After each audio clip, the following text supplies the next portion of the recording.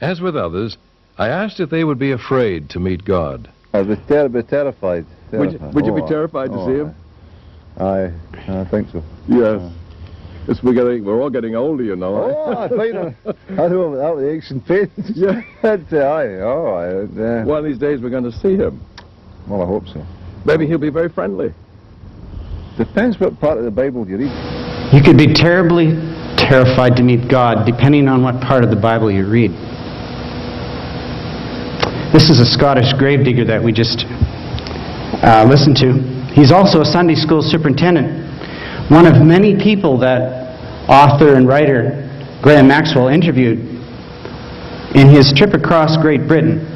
He traveled 20,000 kilometers interviewing hundreds of people, trying to discover why in this once Christian country so few still attend a Christian church. Statistics tell us that 7 out of 1,000 people attend church anymore in Britain. And statistics also tell us that since World War II, an average of 20,000 people have dropped from the church every year. There you see evidence of the long history of Christianity in Great Britain. As a boy growing up in England, I assumed that I lived in a very religious nation, sending Bibles and missionaries all around the world. But reports have come in recent years suggesting that Christianity is dying out in Britain. Very few, they say, attend church on Sunday anymore. As a result, many churches have been abandoned or sold and converted to other uses. This church has been converted to squash courts. Others have been changed to a carpet shop, a gym club,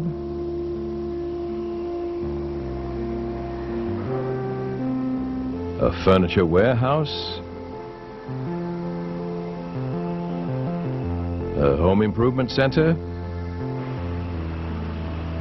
a bingo club,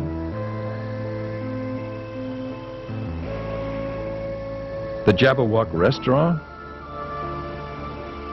the Chapel restaurant, a print shop, and even a pub. Interestingly, there were no reports of pubs being abandoned or converted into places of worship.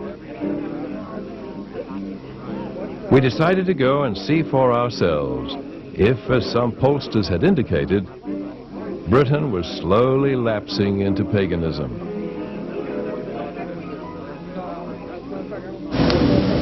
In his interviews, one question that Maxwell liked to ask was, why are the churches so empty and the pubs so full? Here's one classic answer that I loved. The pubs are full and the churches are empty. Better service, I expect. Better service, I expect. Have you ever met people that don't go to church and yet they make great neighbors, great friends, law-abiding citizens? You know, people where home and family are the center of their lives, but they don't go to church. In England, it seems that people used to find warmth and family and friendship in the church, but now they're seeking community in the neighborhood pubs. You know, some people that were interviewed by Maxwell took issue with the church. But most people he interviewed seemed to have an issue with God himself. As one Shakespearean actress heatedly complained that the God of the Old Testament is certainly more cruel than some of the other gods. I'd like to make one point before I go, do, please. which is that religion seems to be necessary to people. Yes. It also seems to have been the cause of some of the most appalling cruelty and dissension and wars in Yes. the world. Yes. People need religion, and they need to believe in the sun or whatever Muhammad or any of those. They're not all cruel. Some of the other gods are much less cruel than the God of the Old Testament. but it always seems, and it still seems, it seems in the past and it still seems to be the cause of the most appalling cruelty and wars. Christian and every other god. Look at, I mean, amazing Northern Ireland, which is particularly pertinent to us in England. How can they both pretend to be Christians? It's I think pathetic. they're worshipping the same God. God knows. Excuse me. Why would this woman have come to these conclusions about God? Let's listen to her description of the God that she knew from her memories of childhood. Because it seemed to her that the God that she knew was a God of terror, and apparently no trustworthy God has been able to replace him. We've had a marvelous time asking people what kind of a person they believe God to be when they conceive of him. And we get such a variety. When you were a little girl, what kind of a person was God? The usual, you know, with the long grey beard and all that. Long grey? Some have it white and you have it grey. Ah, yeah, well, maybe. Was he a forbidding figure or a friendly figure? No, that's what I've got against my religion, my ex-religion, is that it's a very forbidding religion, and I was frightened out of my life, most of my young life. I remember coming out of confession and thinking, if only I could be run over now, I'd be certain to go to heaven. Wouldn't have charged of something naughty. Yes, quite. And I don't think that's a good way for a child to grow up. The lady represents a growing number of people in Britain who no longer believe in God because they can't comprehend that there could be a God that they learned about when they were children. But listen to this saintly lady who still devotes her life teaching about God to children. Maxwell asked her how she dealt with the picture of God in the Old Testament. How did you explain some of the pictures of God in the Old Testament, some of those stories? Like thundering on Sinai and sending the she-bears, you remember? Yes. How did you explain that, you remember? Well, you don't stress too much the ferocious aspect. You lean more to the other side of the story and why God showed himself like that. What did you do with the flood? The flood, they quite enjoyed that thought. I mean, children have a strict sense of justice. Yeah. Oh, strict sense of justice. And they don't see the horror of the flood. Yeah. They see the justice of God, and that it was right, and the mercy of God, and the love of God in saving Noah and his family. When you got to the other end of the Bible, the terrible stories of the lake of fire and so on. Yeah. How did you choose to tell those stories? Well, we didn't really do the apocalypse very much. No. Which did you find were their favorite stories? Oh, they loved the prodigal son. The prodigal son? Oh, they could act that. They loved it. Well, they did. They thought it all came right in the end. They always think it comes right in the end. We don't concentrate on the more ferocious parts of Scripture. We'd rather emphasize the loving pictures, the loving stories of God. And with children, we don't do the last book of the Bible where it talks about the lake of fire.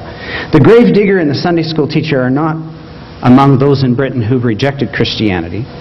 But, you know, even both of them agreed and confessed that many others have given up on God because of the more ferocious aspects of Scripture. How about you? Did you grow up with references to the horrors of hell, or with a sort of weight over you about how it might be impossible to trust God who demands obedience out of threat of punishment?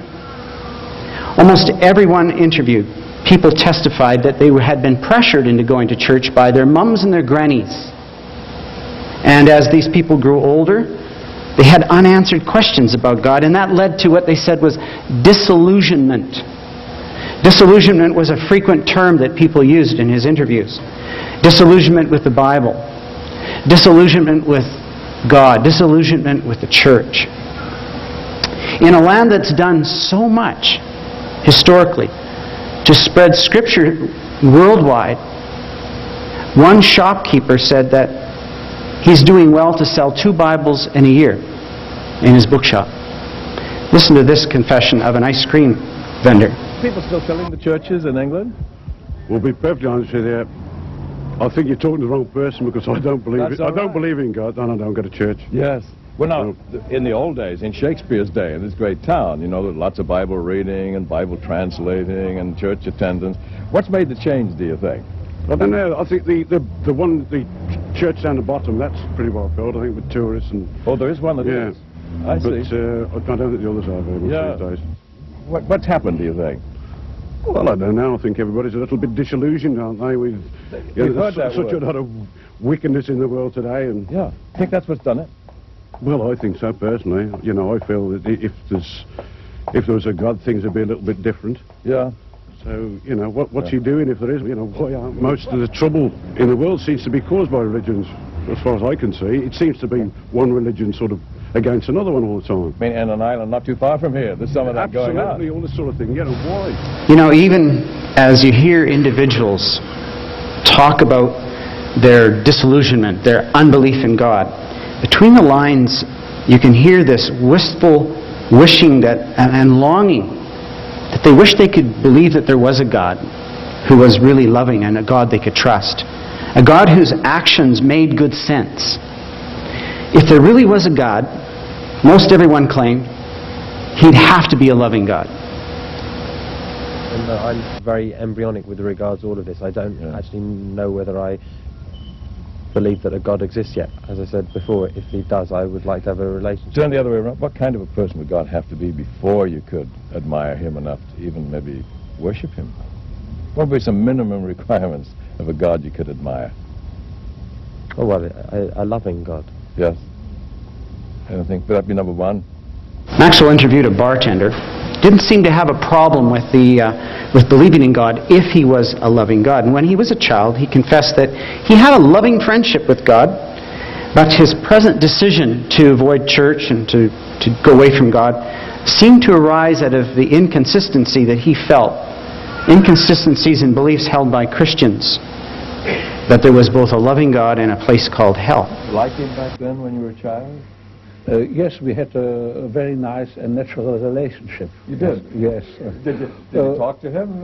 Yes, surely. We went to church one day and see him on his cross over the altar. And, what did you think about that? And said, hello, how are you? Yes, you and, yes, and now I have no longer time. I must play again with my friends. Yes. The relationship to God is something you should enjoy. Does this mean when you grew up you weren't afraid of God? No, never. But you regarded him with reverence? Yes, surely. Reverence but not afraid? No, never afraid. Why? Does that mean perhaps you regarded your parents in the same way? Respect? I had a very big respect before my father, yes. He was a very strong man. He was a judge, yes, and used to rule his surrounding, yes. And my father did too. And that is But you weren't afraid of him? No, no. What did you think about hell those days?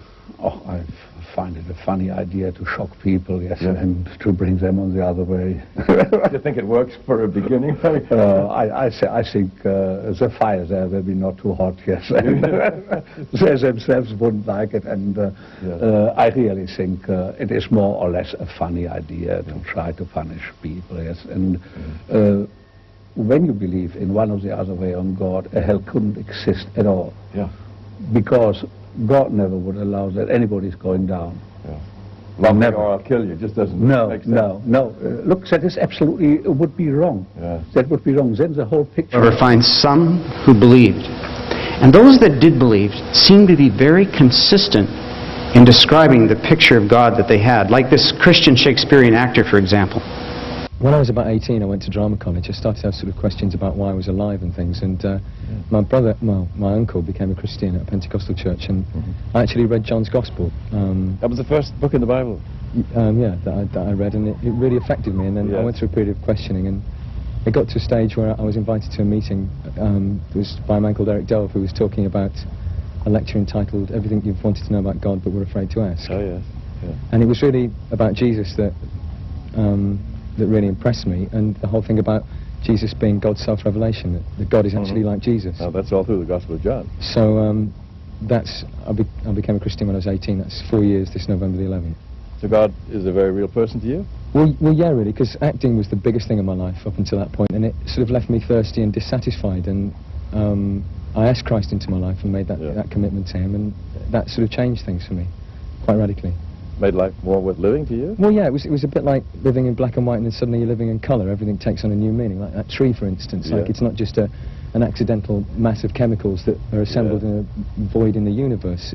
Things have purpose and meaning, and I believe God is a loving Father, and that's really what changed me, I suppose. You are ready to do. What's his number one quality? Well, the thing that really impressed me, and the reason why I am a Christian, was the whole thing about the cross, and Jesus actually offering himself as a sacrifice, and that I just fell in love with him, really. And it was a man who could be being nailed to a cross. I mean, he didn't do anything wrong, and to actually say, Father, forgive them, because they don't know what they're doing. I think that's probably, I sort of understood what love was about when I understood that. So I suppose I'd echo what Max said and say that I think love, and loving God would be the most important thing. And I think to understand love not as just empty emotional sentimentality, but love that's prepared to sacrifice, and to a love that's tough, and that is, I think, especially necessary. That was the testimony of one Christian man. And it seems like most people would say that it's no good to try to settle this issue by simply quoting the claims of Scripture. Because as a matter of fact, the Bible's picture of God, as some saw it, was the reason they even doubted the claims of Scripture. You know, for many, reciting the loving stories of God wouldn't cut it either. It's not enough to outweigh those ferocious aspects of Scripture that they talked about. So really, which parts of Scripture tell the truth about God? To many thoughtful people, the Bible has lost authority because it just doesn't seem to make good sense. The wife of a successful businessman searched for words to describe her picture of God. Inconsistent, arbitrary. Finally, she settled on the word cruel. But she continued with this statement: why can't we keep the values of Christianity, like loving your neighbor as you love yourself, but then just do it without the Christian's God? You know, it doesn't make a lot of sense, she would think, so why not just scrap the whole notion of God altogether? How many have scrapped the notion of God altogether without really asking questions about the teachings of the church that their mums and their grannies forced them to go to? You know, what if some of the basic assumptions of God were false? What then? Some Christians have questioned these presuppositions of God in the church, and they've looked for themselves.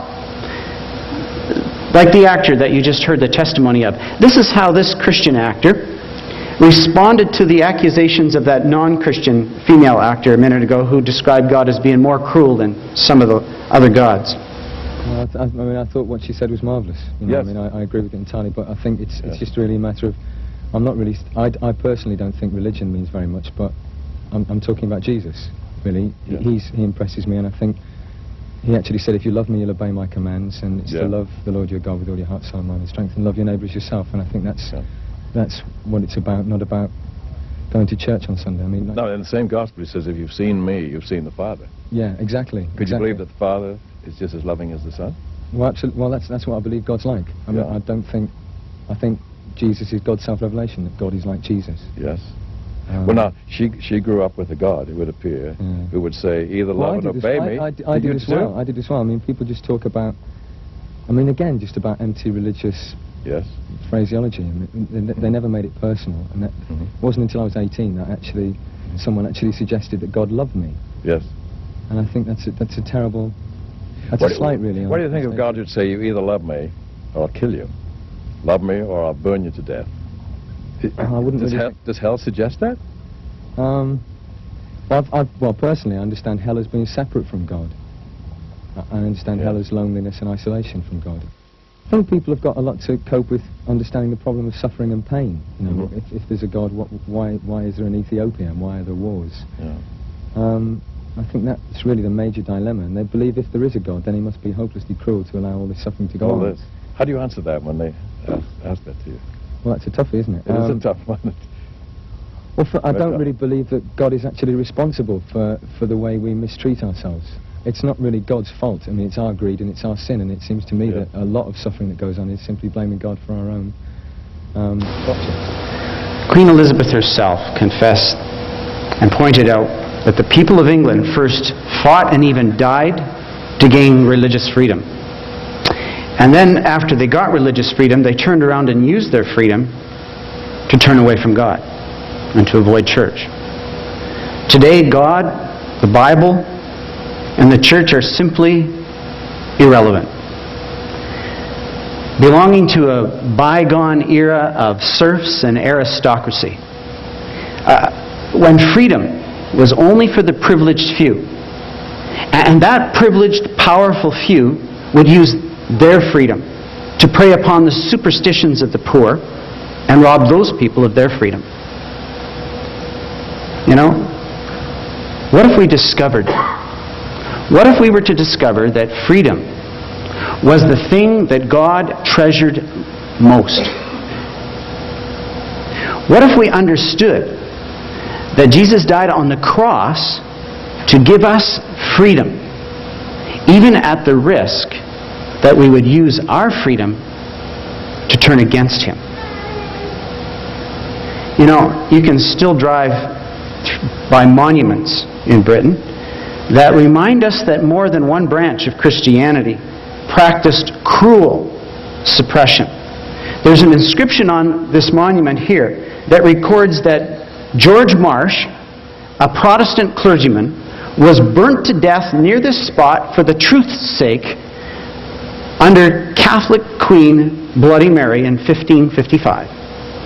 But it also is a monument for John Pleasington, a Roman Catholic priest martyred here by Protestants in 1679. Both heretics put to death in the name of the same Christian God. You know, you've got to wonder about the crowds that enjoyed gathering for those burnings. Somehow as they witnessed those proceedings, they must have had some confusing ideas of God in their minds and some fear out of that.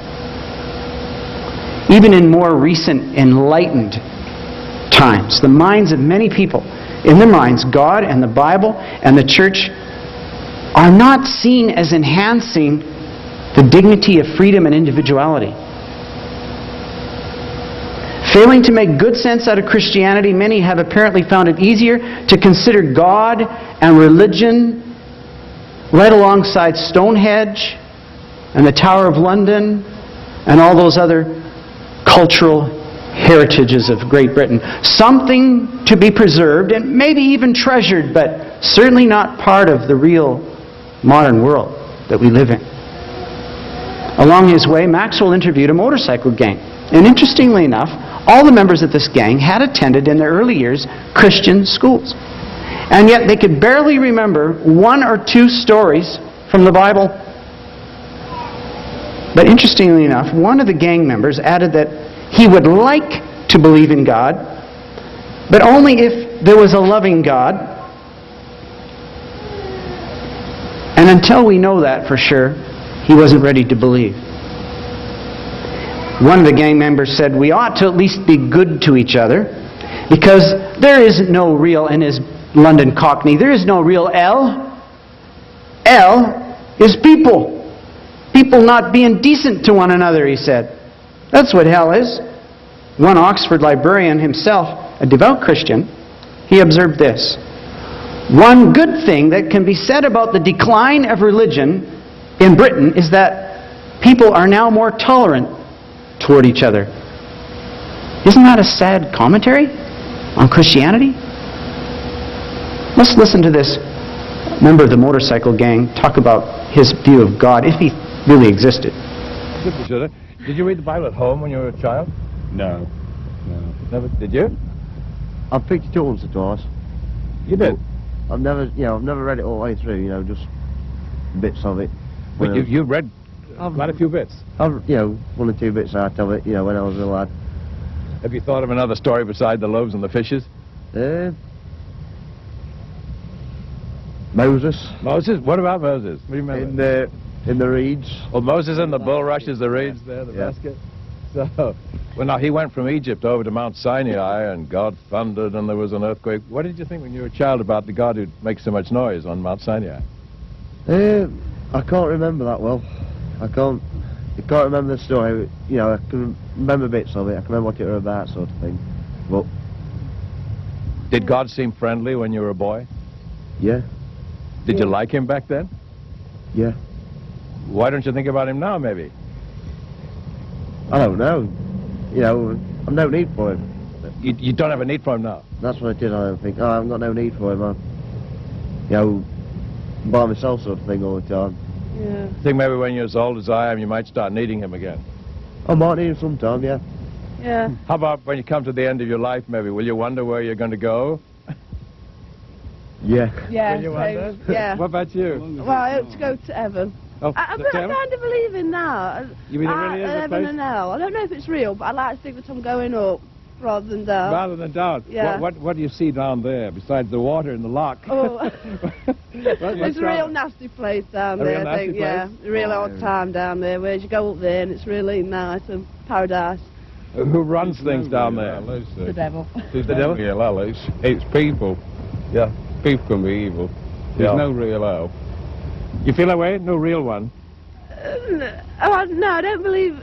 If you take it in to really look at it, you can't Yeah. really think that you go up there because it'll be crowded and everything. Yeah. But I'd really like to live my life now and Yeah. good, not Yeah. bad or anything, and go up, you know, feel a real decent person and go up instead of down.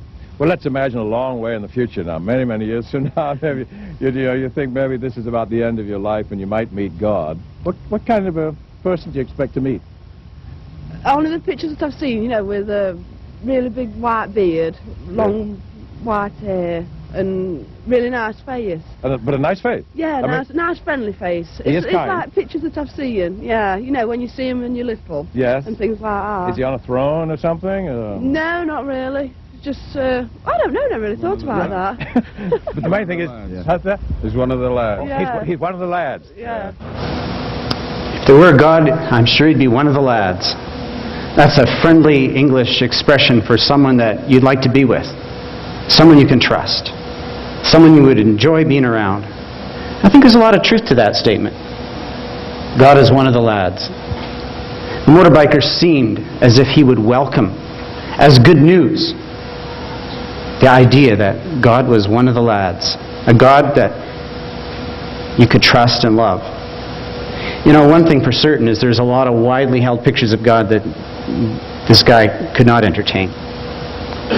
Well, I want to ask you, what if?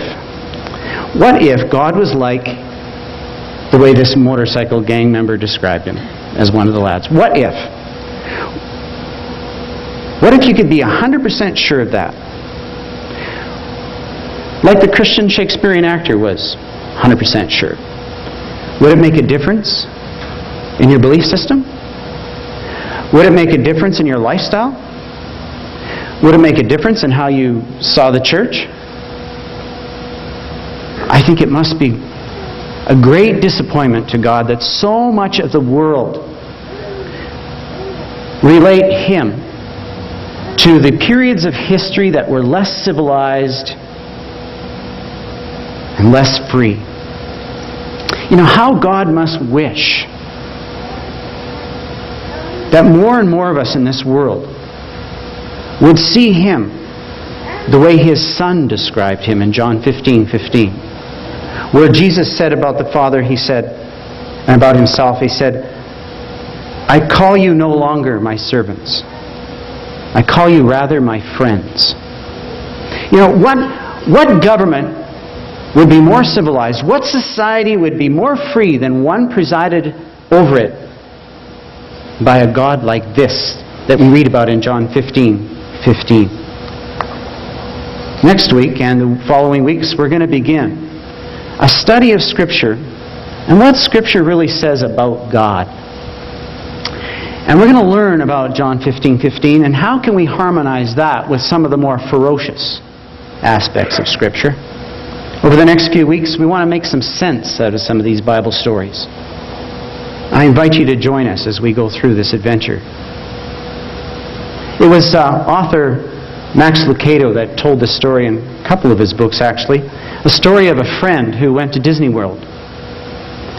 He and his family needed a place of refuge, a place to rest, and so they went into Cinderella's castle and entered this large room along with umpteen zillion other parents and kids and sat down there, and all of a sudden All the children in the room ran to one side of the room. He said if it had been a boat, it would have tipped over.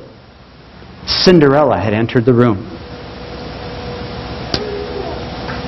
The pristine princess, with every single hair in place, a flawless complexion, and this beautiful smile, beaming smile. Here she is, waist deep in a garden of children. All these children wanted to be touched and to touch. On the other side of the room in that castle, now vacant, was a boy. The author says maybe 7, maybe 8 years old. It was hard to determine his age because his body was so disfigured. He was dwarfed in height, his face was deformed, and he stood there quietly, wistfully, holding on to his older brother's hand. Don't you know what he wanted? He wanted to be with the children. He wanted to be in the middle of those children, reaching out to Cinderella, calling her name. Can't you feel his fear? Fear of yet another rejection? Fear of being mocked again? Don't you wish Cinderella would go to him? Guess what? She did.